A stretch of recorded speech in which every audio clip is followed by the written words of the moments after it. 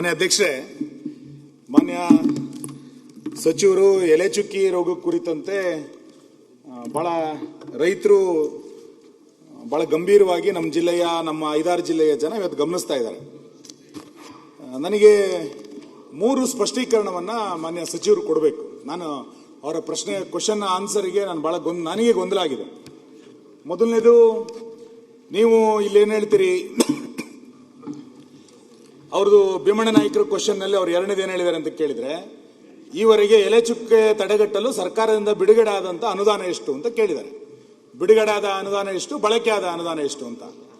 ನೀವು ಉತ್ತರದಲ್ಲಿ ಏನು ಹೇಳ್ತೀರಿ ಅಂತ ಕೇಳಿದ್ರೆ 16,866 ಜನರಿಗೆ 5.53 ಕೋಟಿ ರೂಪಾಯಿಯನ್ನ ಬಿಡುಗಡೆ ಮಾಡಿದೀವಿ ಅಂತ ಹೇಳಿದಿರಿ. ಅಂದ್ರೆ ನಿಮ್ಮ ಉತ್ತರದಲ್ಲಿ ರಾಜ್ಯದಲ್ಲಿ 16,866 ಜನರಿಗೆ ಬಿಡುಗಡೆ ಮಾಡಿದಿರಿ ಅಂತ ಒಂದು ಉತ್ತರ ಕೊಡ್ತೀರಿ.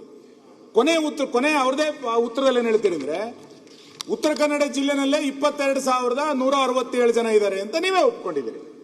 ಒಂದು ಕಡೆಗೆ ರಾಜ್ಯದಲ್ಲಿ 16,000 ಅಂತ ನೀವು ಹೇಳಿ, ಇಲ್ಲಿ ಉತ್ತರದಲ್ಲಿ 22,000 ಕೋಟಿ ಅಂತ ಹೇಳ್ತಾ ಇದ್ದೀರಿ. ಬಹಳ ಆಶ್ಚರ್ಯ. ಮತ್ತು ನನಗೆ ನೀವು ಸಚಿವರು ಮಾನ್ಯ ಉತ್ತರ ಕೊಡಬೇಕಾದ್ರೆ ಏನಂತ ಕೇಳಿದ್ರೆ, ನಿಮ್ಮ ಆಯೋಗದ ಮೇಲೆ ತೆಗೆದುಕೊಂಡಿರುವಂತ ವರದಿ 2025-26ರಲ್ಲಿ, ಆ ವರದಿನಲ್ಲಿ ನಿಮ್ಮ ಬಜೆಟ್ ನಲ್ಲಿ ಏನ್ ಹೇಳಿದ್ದಾರೆ ಅಂತ ಕೇಳಿದ್ರೆ, 62 ಕೋಟಿ ರೂಪಾಯಿಯನ್ನ ಎಲೆ ಚುಕ್ಕೆ ರೋಗಕ್ಕೆ ನಾವು ಒದಗಿಸಿದ್ವಿ ಅಂತ ಹೇಳಿ, ಎಷ್ಟು ಒದಗಿಸಿದ್ರಿ ಅಂತ ಕೇಳಿದ್ರೆ 52 ಕೋಟಿ ರೂಪಾಯಿನ ಒದಗಿಸಲಾಗಿದೆ. ತೆಗೆದುಕೊಂಡಿರುವಂತಹ ಕ್ರಮದಲ್ಲೂ ಕೂಡ 62 ಕೋಟಿಯನ್ನು ಒದಗಿಸಲಾಗಿದೆ. ಅವ್ರು ಹೇಳಿರೋದು ಬಜೆಟ್ ನಲ್ಲಿ ಅನುಷ್ಠಾನ ತೆಗೆದುಕೊಂಡಿರೋದ್ರಲ್ಲಿ ಹೇಳಿರೋದು 10,222 ರೈತರಿಗೆ ನಾವು ಪರಿಹಾರ ಕೊಟ್ಟಿದ್ದೀವಿ ಅಂತ ಇಲ್ಲಿ ಹೇಳ್ತೀರಿ. ನೀವು ಬಜೆಟ್ನ ಅನುಷ್ಠಾನದ ಪುಸ್ತಕದಲ್ಲಿ 10,272 ಅಂತ ಹೇಳ್ತೀರಿ. ನಿಮ್ಮ ಉತ್ತರದಲ್ಲಿ 16,686 ಅಂತ ಹೇಳ್ತೀರಿ. ಉತ್ತರ ಕನ್ನಡದ ಎಷ್ಟು ಅಂತ ಕೇಳಿದ್ರೆ 22,227 ಅಂತ ಹೇಳ್ತೀರಿ. ಯಾವ್ದು ನಂಬ್ಕೋಬೇಕು ನಾವು ಇದನ್ನ? ನಿಮ್ಮ ಇಲಾಖೆಗೂ ನಿಮಗೂ ಡಿಸ್ಲಿಂಕ್ ಆಗಿದೆಯಾ? ಬಜೆಟ್ಗೂ ನಿಮ್ಮ ಇಲಾಖೆಗೂ ಡಿಸ್ಲಿಂಕ್ ಆಗಿದೆಯಾ? ಅಲ್ಲಿ ಎಲೆ ಚುಕ್ಕೆ ರೋಗದಿಂದ ಜನ ಸಾಯ್ತಾ ಇದ್ರೆ ನಿಮ್ದು ಸುಳ್ಳು ಲೆಕ್ಕವನ್ನು ಕೊಡ್ತಾ ಇದೀರಲ್ಲ, ಯಾವ್ದು ನಂಬ್ಕೋಬೇಕು ಹೇಳಿ? ಲೆಕ್ಕ ಏನು ಕೊಡ್ತಾ ಇಲ್ಲ, ನಿಮ್ದ ರೈಟಿಂಗ್ ಅಲ್ಲಿ ಕೊಟ್ಟಿರೋದು. ಈಗ 8.61 ಕೋಟಿನಲ್ಲಿ ಹೆಚ್ಚು ಕಡಿಮೆ 5.53 ಕೋಟಿ ಕೊಟ್ಟಿದ್ದೀವಿ. ಇನ್ನು ಉಳಿದ ಅನುದಾನವನ್ನು ಕೊಡಬೇಕಾಗಿದೆ. ಮತ್ತು ಅದೇ ರೀತಿಯಲ್ಲಿ ಈಗ ಒಟ್ಟು ಜಿಲ್ಲಾವಾರು ಈಗೇನು ಕೊಟ್ಟಿದ್ದಾರೆ ಅದನ್ನ ಪ್ರಸ್ತಾವನೆಯನ್ನು ನಾವು ಕೇಂದ್ರ ಸರ್ಕಾರಕ್ಕೆ ಕಳಿಸಿದ್ದೀವಿ. ಕೇಂದ್ರ ಸರ್ಕಾರಕ್ಕೆ ಕಳಿಸಿ ಈಗ ಹೆಚ್ಚು ಕಡಿಮೆ 173 ಕೋಟಿಗಳಷ್ಟು ಒದಗಿಸಲಬೇಕಾಗಿದೆ. ಇದರಲ್ಲಿ ಕೇಂದ್ರದ ಪಾಲು ಮತ್ತು ನಮ್ಮ ರಾಜ್ಯದ ಪಾಲು 30% ಅಂತಲೂ ಕೊಟ್ಟಿದ್ದೀವಿ. ಇದರ ಯಾವ ಮುಚ್ಚುಮರಿ ಏನಿಲ್ಲ. ನಿಮಿಷ ಮಾನ್ಯ ಅಧ್ಯಕ್ಷ ಒಂಚೂರು ಗಮನಿಸಬೇಕು. ಪ್ರಶ್ನೆ ಭೀಮಣ್ಣ ನಾಯ್ಕ ಪ್ರಶ್ನೆ. ಇಲ್ಲಿ ನನಗೆ ಮೂರು ಅಂದ್ರೆ ಒಂದಕ್ಕೊಂದು ತಾಳೆ ಆಗ್ತಾ ಇಲ್ಲ ಅಂತ. ಮಾನ್ಯ ಸಚಿವರೇ, ತಾಳೆ ಆಗ್ತಾ ಇಲ್ಲ ನೋಡಿ. ಒಂದು, ನೀವು ಇಲ್ಲಿ ಪ್ರಶ್ನೆಯಲ್ಲಿ ಎರಡನೇ ಪ್ರಶ್ನೆಯಲ್ಲಿ ಹೇಳ್ತಾ ಇರೋದು 16,866 ಜನರಿಗೆ ನೀವು ಪರಿಹಾರ ಕೊಟ್ಟಿದ್ದೀರಿ ಅಂತ ಒಂದು ಉತ್ತರ ನಿಮ್ದು. ಕೊನೆ ಪೇಜಲ್ಲಿ ಉತ್ತರ ಕನ್ನಡದ ಎಷ್ಟು ಅಂತ ಕೇಳಿದ್ರೆ 22,167 ಜನರಿಗೆ ಅಂತ ಹೇಳ್ತೀರಿ. ಒಂದು ಜಿಲ್ಲೆಯಲ್ಲಿ ಮಾತ್ರ. ನೀವು ಇಡೀ ರಾಜ್ಯದ 16,866 ಅಂತ ಹೇಳಿ ಒಂದು ಜಿಲ್ಲೆದನ್ನ 22,167 ಅಂತ ಹೇಳ್ತೀರಿ. ಬಜೆಟ್ ಅನುಷ್ಠಾನದ ಪುಸ್ತಕದಲ್ಲಿ ನೀವು ಹೇಳ್ತಾ ಇರೋದು 10,272 ಅಂತ. ಯಾವ್ದು ಇರಲಿಲ್ಲ, ಯಾವ್ದು ಸರಿ ಅಂತ? ನಾವು ಬಜೆಟ್ ಮೇಲೆ ಭಾಷಣ ಮಾಡ್ಲಿಕ್ಕೆ ಈ ಪುಸ್ತಕ ಇಟ್ಕೊಂಡು ಹೊರಟಿದೀವಿ. ನಿಮ್ದು ಈ ಉತ್ತರಕ್ಕೂ ಏನ್ ತಾಳನೆ ಆಗ್ತಾ ಇಲ್ಲ. ಪ್ರಶ್ನೆ ಒಂದು. ಎರಡನೇದು, 62 ಕೋಟಿ ರೂಪಾಯಿಯನ್ನ ಬಜೆಟ್ ನಲ್ಲಿ ಬಿಡುಗಡೆ ಮಾಡಿದೆ ಅಂತ ಸರ್ಕಾರ ಹೇಳಿದೆ.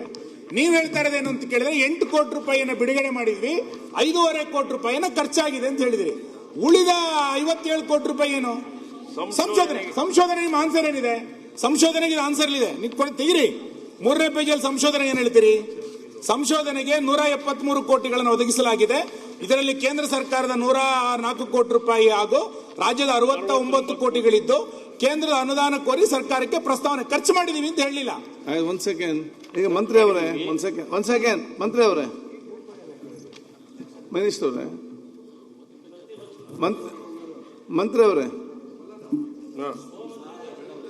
ಈಗ ಸನ್ಮಾನ್ಯ ಅಧ್ಯಕ್ಷರೇ, 1,500 ರೂಪಾಯಿ ಲೆಕ್ಕದಲ್ಲಿ ಈಗ ಹೆಚ್ಚು ಕಡಿಮೆ MIDH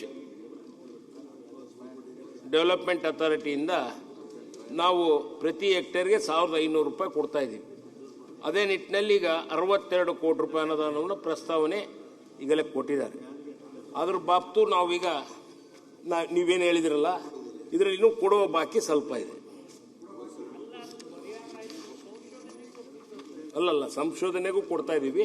ಮುಖ್ಯವಾಗಿ ಏನು ನೀವು ತಾವೇನೇ ಕೇಳಿದಿರಲ್ಲ, ಇದು ಟ್ಯಾಲಿ ಆಗಿಲ್ಲ ಅಂತಂದು ಅದೆಲ್ಲ ಇಲ್ಲ. ಇದರಲ್ಲಿ ಮುಖ್ಯವಾಗಿ ಉತ್ತರ ಕನ್ನಡ ಮತ್ತು ಹಳದಿ ಎಲೆ ರೋಗ ಕಂಡು ಬಂದಿರುವುದಿಲ್ಲ ಅಂತ ಕೊಟ್ಟಿದ್ದಾರೆ ನಮ್ಮಲ್ಲಿ ಉತ್ತರ. ಅಲ್ಲ, ಯಾವ ಅಧಿಕಾರಿಗಳು ಹಳದಿ ಸಚಿವರೇ ನೀವು ಗೊಂದಲಕ್ಕೆ ಮಾಡ್ಕೋಬೇಡಿ. ನನ್ನ ಸ್ಪಷ್ಟ ಭಾರಿ ಕ್ಲಿಯರ್. ನಿಮ್ಮ ಉತ್ತರದಲ್ಲಿ ಭೀಮಣ್ಣ ನಾಯ್ಕ ಕೊಟ್ಟಿರುವಂತ ಉತ್ತರದಲ್ಲಿ 16,866 ಜನರಿಗೆ ನಾವು ಪರಿಹಾರ ಕೊಟ್ಟಿದೀವಿ ಅಂತ ಹೇಳಿದ್ರಿ. ಡಿಫರೆಂಟ್ ಪರಿಹಾರ ಇರ್ಬೋದು, 1,500 ರೂಪಾಯಿ ಇರ್ಬೋದು. ಹೇಳ್ತಿದ್ರಿ ನಿಮ್ಮ ರಾಜ್ಯದ ಬಜೆಟ್ 24-25 ಆಯವ್ಯಯ ಮೇಲೆ ತೆಗೆದುಕೊಂಡಿರುವ ಕ್ರಮದ ವರದಿನಲ್ಲಿ 10,000 ಜನರಿಗೆ ಮಾತ್ರ ಡಿಬಿಟಿ ಮುಖಾಂತರ ಕೊಟ್ಟಿದೆ ಅಂತ ಹೇಳ್ತಿದ್ದಾರೆ. ಹಂಗಾರೆ 5,500 ಜನ ಎಲ್ಲೋದ್ರು ಅಂತ. ಯಾರದು 5,500 ಜನ? ನಿಮ್ಮ ಉತ್ತರದಲ್ಲಿ ಇಲ್ಲ. ನಿಮ್ ರಾಜ್ಯದ ಬಜೆಟ್ನ ಅನುಷ್ಠಾನ ಪತ್ರದಲ್ಲಿ 10,000 ಅಂತ ಹೇಳ್ತೀರಿ, ನಿಮ್ ಉತ್ತರದಲ್ಲಿ 16,000 ಹೇಳ್ತೀರಿ ಅಂತಂದ್ರೆ ಡಿಫರೆನ್ಸ್ ಏನು? ಒಂದ್ ಸೆಕೆಂಡ್ ಮಂತ್ರಿ ಅವರೇ, ಎಸ್ ಸರ್, ಒಂದ್ ಸೆಕೆಂಡ್. ನನ್ನ ಸಜೆಷನ್ ಅಂತ ಹೇಳಿದ್ರೆ ಏನೇ ಒಂದು ಕನ್ಫ್ಯೂಷನ್ ಇದೆ, ನಿಮ್ಮ ಅಧಿಕಾರ ಜೊತೆ ಒಂದು ಕೂತ್ಕೊಂಡು ಒಂದು ಕ್ಲಾರಿಟಿ ಅನ್ನೋದು ತಕೊಂಡ್ರೆ ನಾವು ಮತ್ತೆ ತಗೊಳ್ಬಹುದು. ನೀವು ಎಲ್ಲದನ್ನು ಸರ್ ಒಂದ್ ನಿಮಿಷ ಮಾನ್ಯ ಅಧ್ಯಕ್ಷ, ಐ ಆಮ್ ಸಾರಿ ಸರ್, ನೀವು ಹಿಂಗ್ ಮಾಡಕ್ಕಾಗಲ್ಲ. ಎಲ್ಲ ಪ್ರಶ್ನೆಗೆ ಏನೇನೋ ಉತ್ತರ ಕೊಟ್ಟೋದನ್ನ ಆಮೇಲೆ ಚರ್ಚೆ ಮಾಡ್ತೀನಿ, ಆಮೇಲೆ ತಗೋತೀನಿ. ನಡೆಸ್ತೀರಿ ನಾವು ಈ ಪುಸ್ತಕ ಇಟ್ಕೊಂಡು ನಾಳೆ ಬಜೆಟ್ ಮೇಲೆ ನೋಡಿ. ನೀವು ಪ್ರಶ್ನೆ ನೀವು ಪ್ರಶ್ನೆ ಕೇಳಿದ್ದೀರಿ, ಸದಸ್ಯರ ಪ್ರಶ್ನೆಗಳಿಗೆ ಸರಿಯಾದ ಉತ್ತರ ಕರೆಕ್ಟ್. ಹೆಚ್ಚು ಕಮ್ಮಿ ಇದ್ರೆ ಚರ್ಚೆ ಮಾಡಿ ಬರ್ಬೋದು. ನಮ್ಗೆ ಬೇರೆ ಕ್ವಶನ್ ತಗೋಬಹುದು. ಅದನ್ನ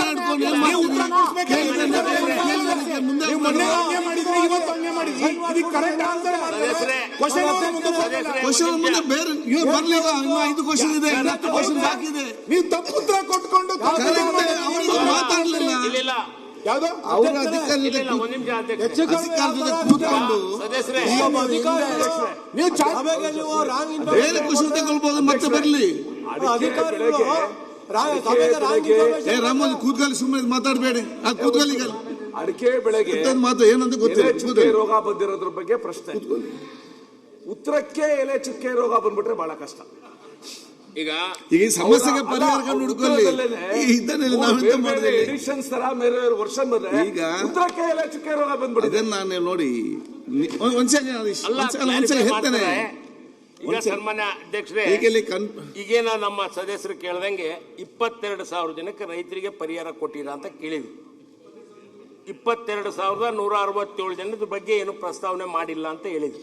ಹಾಗೆಲ್ಲ ಮಂತ್ರಿ ಅವರೇ, ಅದು ಅವ್ರು ಏನ್ ಹೇಳ್ತಾರೆ ನಿಮ್ಮ ಅಲ್ಲ, ಒಂದ್ ಸೆಕೆಂಡ್. ಅವ್ರು ಏನ್ ಹೇಳ್ತಾರೆ, ನಿಮ್ಮ ಉತ್ತರದಲ್ಲಿ 16,800 ಜನರಿಗೆ ನಾವು ಪರಿಹಾರ ಕೊಟ್ಟಿದ್ದೇವೆ ಅಂತ ಹೇಳಿ ಇವತ್ತು ನೀವು ಉತ್ತರದಲ್ಲಿ ಕೊಟ್ಟಿದ್ದೀರಿ. ನಮ್ಮ ಪರ್ಫಾರ್ಮೆನ್ಸ್ ಆಕ್ಷನ್ ಟೇಕನ್ ನಮ್ಮ ಲಾಸ್ಟ್ ಬಜೆಟ್ ನಲ್ಲಿ ಏನ್ ನಾವು ಆಕ್ಷನ್ ಕುತ್ಕೊಳ್ಳಿವ್ರೆ ಏನ್ ಆಕ್ಷನ್ ತಗೊಂಡು ಈ ಬಜೆಟ್ ಪುಸ್ತಕ ಇದೆಯಲ್ಲ, ಆಕ್ಷನ್ ಟೇಕನ್ ಬುಕ್ ಅಲ್ಲಿ ಇದರಲ್ಲಿ ಅದೇ ಉತ್ತರ ಬರುವಾಗ 10,000 ಜನರಿಗೆ ಡಿಪಿಟಿ ಮುಖಾಂತರ ಕೊಟ್ಟಿದ್ರಂತ ಇದರಲ್ಲಿ ಉತ್ತರ ಕೊಟ್ಟಿದ್ದೀರಿ. ಈಗ ಇವರು ಕೇಳುವಂಥದ್ದು ಈ 6,800 ಜನ ಇವರು ಎಲ್ಲಿಗೆ ಹೋದ್ರು ಅಂತ ಕೇಳುವಂತ ಪ್ರಶ್ನೆ. ಅದಕ್ಕೆ ನಿಮ್ಮ ಅಧಿಕಾರಿ ಸರಿಯಾಗಿ ಹೇಳ್ಬೇಕು. ಒಟ್ಟು 16,000 ಜನಕ್ಕೆ ನಾವು ಕೊಟ್ಟಿದ್ದೀವಿ. ಅದು ಕೊಟ್ಟರೆ ಇದರಲ್ಲಿ ಬರ್ಬೇಕಂತ ಕೇಳುವಂಥದ್ದು. 2,000 ಜನಕ್ಕೆ ಇನ್ನು ಕೊಡೋದು ಬಾಕಿ ಇದೆ.